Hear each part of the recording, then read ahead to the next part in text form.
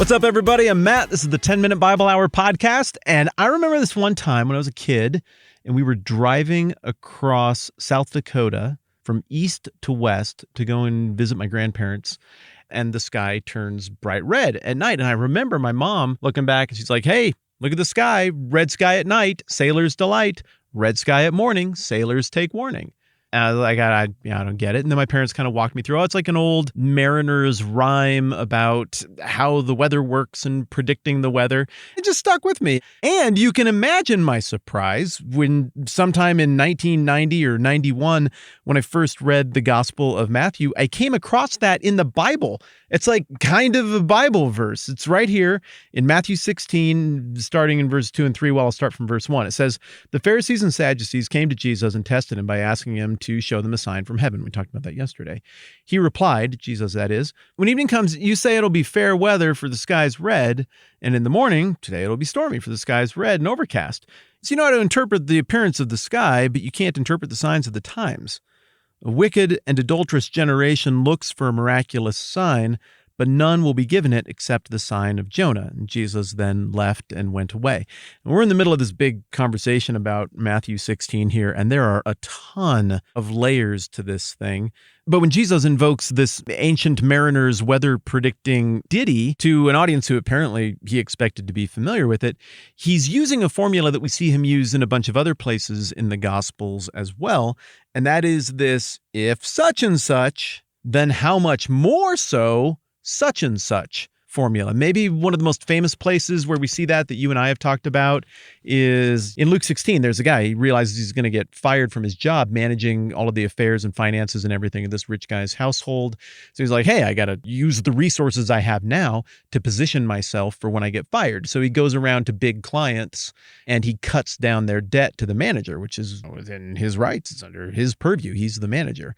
And then the manager is getting ready to fire him and he finds out what's going on. And then rather than being just outraged, the master has to acknowledge, like, you're good, you. That was pretty clever. I see what you did there. And then Jesus invokes this formula again, which is, hey, if this clown manager who has very little going on in terms of morality or principles or ethics knows what to do when you only have access to resources for a very brief time, how much more so should you all be able to figure out that you should think about your resources in the here and now very differently, because the not here and now, the eternal, is coming right down the pike. So that's what we're getting here. The situation is one where the Pharisees and Sadducees have been waiting for Jesus to come back from Gentile territory. Jesus is back. A lot of time has passed. The Pharisees and Sadducees, normally these are political rivals, your left and your right, have come together and unified behind the idea of rejecting Jesus. That in itself is pretty mind-boggling. We'll talk about that more in just a second. When they say, we want another sign, Jesus is like, do I even need to explain to you people that I just showed you 11 billion signs as we discussed yesterday? And instead of going through all the things he's already done, and further, instead of being like, okay, what miracle do you want that you will definitely believe? Because I want you to please ask me into your heart. Now, he doesn't do any of that. Instead, he's like, I see who you clowns are, and I'm not playing along with this. Or to go back to this teaching, this rabbinical formula that Jesus likes to use so often, if you all are capable of getting this thing, red sky at night, sailors delight, red sky at morning, sailors take warning, then how much more so should you be able to identify what's going on when the signs are even more in your face than a bright red glowing sky that covers literally the entire upper half of your field of vision? This is a hearkening back to a passage that seems innocuous, but that keeps coming up as we work our way through the book of Matthew in chapter 11. This is the one where Jesus' forerunner and cousin and buddy and ally and wingman and hype man, John the Baptist, has been imprisoned by Herod, who would later behead him at a drunken sexy party. And John's disciples come to Jesus and they're like, yeah, so we're just trying to figure out if you were like the actual Messiah, like John was kind of saying before. It looks a little different than maybe what we were expecting. So should we be looking for somebody else? And Jesus, once again, very famously points them to Isaiah chapter 35. And he says, go back and report to John what you hear and see. The blind receive sight, the lame walk, those who have leprosy are cured, and the deaf hear, and the dead are raised, and the good news is preached to the poor. Blessed is the man who doesn't fall away on account of me. So there in chapter 11, we have John's disciples coming and asking from a place of earnestness hey, are you the real deal? What should we make of what we're seeing? And Jesus is like, I don't know. You guys read the Bible or whatever? What do you make of it when blind people can see and lame people can walk and dead people come back to life? It looks a lot like something special to me. He doesn't even complete the thought. He's just like, well, it's not really hard to do the math, guys. You should be able to. And apparently they went away and were able to do the math for the most part. Well, Jesus is appealing to the same line of logic here, except he's not being quite as charitable, because I don't think he senses that the Pharisees and Sadducees are asking from the same place of goodwill that John's disciples were. And so when Jesus responds, then there's both a rebuke of the religious leaders being like, you know what miracles look like. You know exactly what's going on. You just don't dig it. There's also an exhortation to the people who are hanging around to be like, what are you going to do with all of this information? Narratively, then, first and foremost, this is a parry and a thrust. It's a counterattack from Jesus, and it's aggressive. We could just take a little time to pause and appreciate how brilliant it is that Jesus consistently does not get suckered in to not good faith arguments from people who want to wreck him. We also got to roll on to acknowledging that second most, this is a question to the bystanders who are there. What would enough look like? What do you need to see?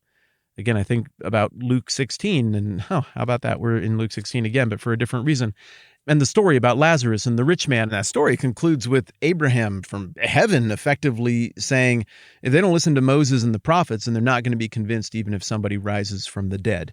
Meaning that Jesus' official position, and this is very much supported by chapters 9, 10, 11 stuff, the theme about eyes to see and ears to hear, Jesus' official position is some people just aren't going to see it. They're not going to see it. It's not going to happen.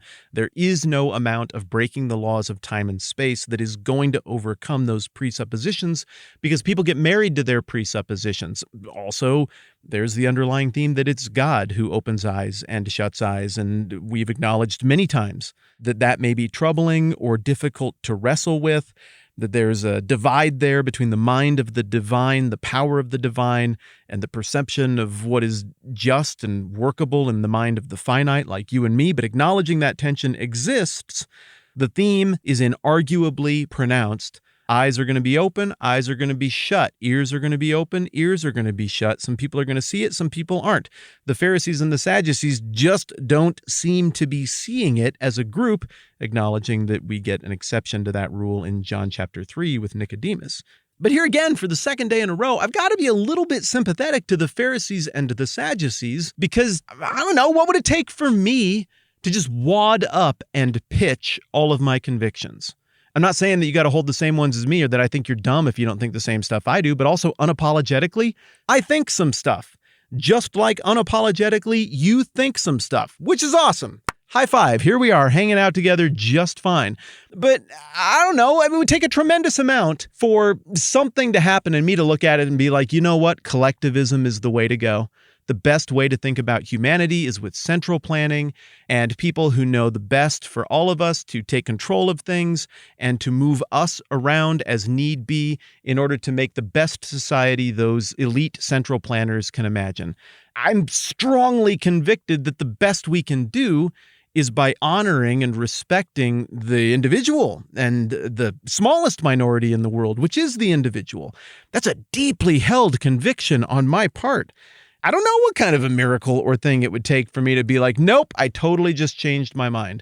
What I am saying is that I don't think the Pharisees and Sadducees are just idiots.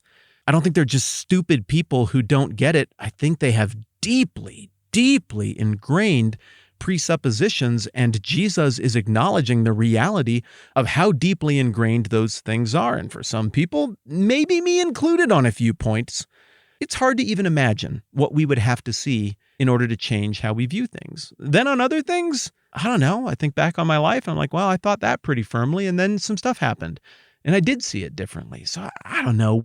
I guess what I'm saying is I just want to resist the temptation to get too much on my high horse here and imagine that if I had been a character in the book of Matthew when it first came out, that I would have been one of the good guys who saw everything crystal clearly and got it. I probably wouldn't have been. Still, regardless of what it would look like if we Control-X'd ourselves out of this moment in history and Control-V'd ourselves into the story of Jesus, regardless of all of those things, Jesus is still spitting truth here.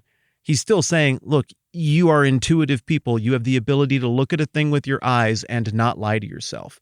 And then, speaking as one who has shocking amounts of authority, Jesus then bounces the ball back into our court and is like, if you turn your intuition and your intellectual honesty toward what is happening right now, you will come to the right conclusions. So much more to break down on this passage, but I told you yesterday that I wanted to introduce you to something cool that I am very excited about today, and I'm just going to stick my toe in the water on that. I am working with a group called Africa Renewal. When stuff got crazy about a year ago, my buddy Destin and I, from our other podcast called No Dumb Questions, had the opportunity to rally a few things and try to be helpful with some work that was going on in Uganda. And I learned a little bit about this group as a result, and now I have learned a lot more.